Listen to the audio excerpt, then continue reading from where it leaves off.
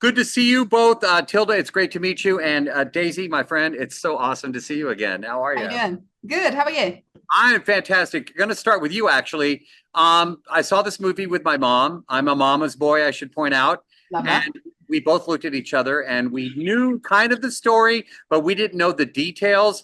And this is such an inspiring story of overcoming so many odds. So, my first question for you, Daisy, is how cold was it to swim? Yeah, I mean, it was cold and it got progressively, the first time you get in, you think, okay, it's great. And then the second time you get in and you're still a bit damp because there's not been that much time between times. And it got to a point I was going, please don't make me go in. I don't want to go in there. But you just have to do it. I made a commitment and so I saw it through.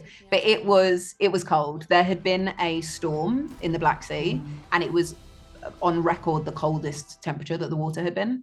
And it was yeah, it was icy.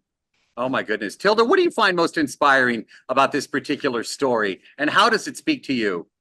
I mean, the first time I read the script, I was just shocked that I'd never heard of Trudy Italy. And I thought that it was like a really important thing to start celebrating these women in history that have sort of been left behind. I mean, it's such an underdog story. Like everything was set up against her, and yet she achieved this incredible thing. So it's so inspiring in so many ways. I was just so taken by also the 1920s. It's such a period of change, particularly for women. And I feel like this story really encapsulated that sort of shift of gender roles at that time.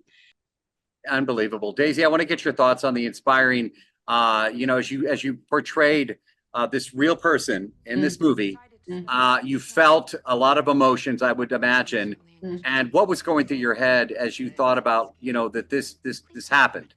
I mean, this really did take place. I think one of the things is disappointment, honestly, that I didn't know, and so many people don't know, and just how much of a shame that is. But now it's wonderful that she will be remembered and will be known. But there was a lot of joy. And then after the fact, I did think, wow, it's been 100 years and a lot has changed, but some things have not changed enough. So it's one of those strange things of we're in the process of things getting better for people. But yeah, I feel like we're not as far away from that, strangely, as one might assume.